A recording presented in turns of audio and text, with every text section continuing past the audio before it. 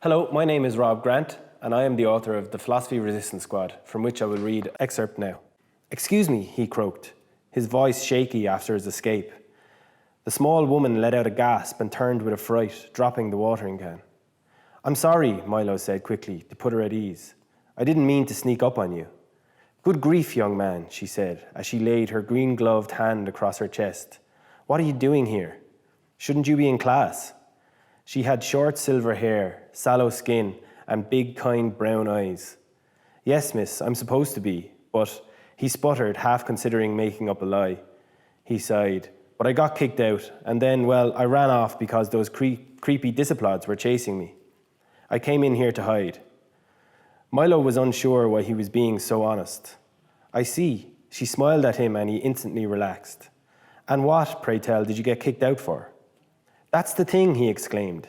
"It's that bloody Dr. Pummelcrush. He was being so mean to my friend Sarah Louise. You see, she was sick, like properly ill. It was obvious, and he wouldn't let her out to see the nurse. So I said some stuff and got kicked out." "What stuff?" she asked, peering at him. I can't really remember," replied Milo, avoiding her eyes.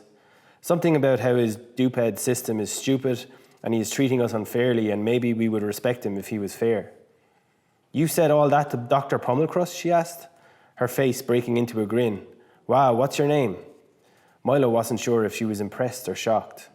"Milo Maloney, what's yours?" "I'm Ursula Joy. It's a pleasure to meet you." They shook hands. Milo sat down on a small bench beside the tree. "I don't know why I didn't keep my mouth shut like everyone else. I don't know what's wrong with me. I knew I'd get in trouble. Now what's going to happen to me? Probably be assassinated." "Now wait just a minute, young man. There is no need for talk like that," Ursula said in a slow, deliberate way, moving towards him. "I think you asked some excellent and reasonable questions. I don't think there's anything wrong with you."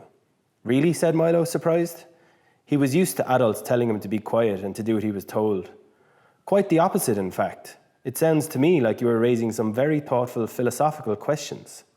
"I was? Philosophical? What's philosophical?" asked Milo. I knew I did that, but I just want to know what you think it is." Ursula laughed. "You questioned his ideas of fairness, of authority, and of knowledge. They are all important philosophical ideas." "They are?" Milo was intrigued that there could be a name for the kinds of questions he had asked. "Yes, they are. I should know. I used to teach philosophy here many years ago, before all the changes." "You did? How come you don't anymore?"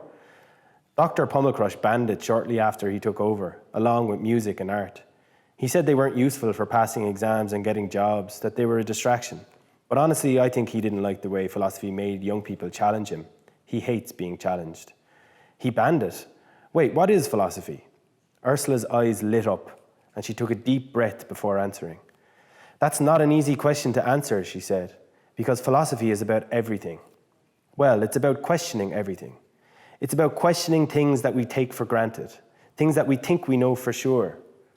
It's one of humanity's oldest attempts to understand ourselves and the world around us. Philosophy doesn't assume anything is true already. Everything is up for grabs, from the ultimate nature of the universe and where it came from, to how we should treat one another, to what is right and wrong. But really, it starts with simple wonder. Wonder, curiosity, and openness towards the absolute craziness of the situation we find ourselves in." Milo was immediately entranced by Ursula's passion. It made him curious. "What do you mean, our situation?" he asked. Ursula began to gently pace around the garden, gesticulating softly with her delicate hands. "The human situation. Being a human in the world. It's so strange, don't you think? You, me, all of us. Human existence in the universe. Think about it. The very fact that we find ourselves, through absolutely no choice of our own, just one day thrown onto a planet, in a solar system, in a gigantic cosmic space called the universe. We don't know where it all came from, what it's made from, why we're here, or what we are supposed to do with our time. Life at its most basic is a mystery, yet we have no choice but to keep living it and do our best to figure out the right way to live as we muddle along. Have you ever thought about those things, Milo?" "Yeah, I've thought sometimes about how strange everything is. Strange, bizarre, absurd. And yet we act like everything is normal. And what's more, we humans have this remarkable ability to use language. We can make sounds with our mouths or draw squiggles on a page and communicate all sorts of ideas, thoughts, and feelings to one another."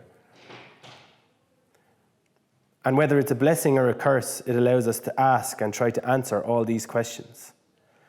Does life have a meaning? What happens after we die? Is there a God? And if so, who made God? Is the purpose of life to be happy, successful, rich?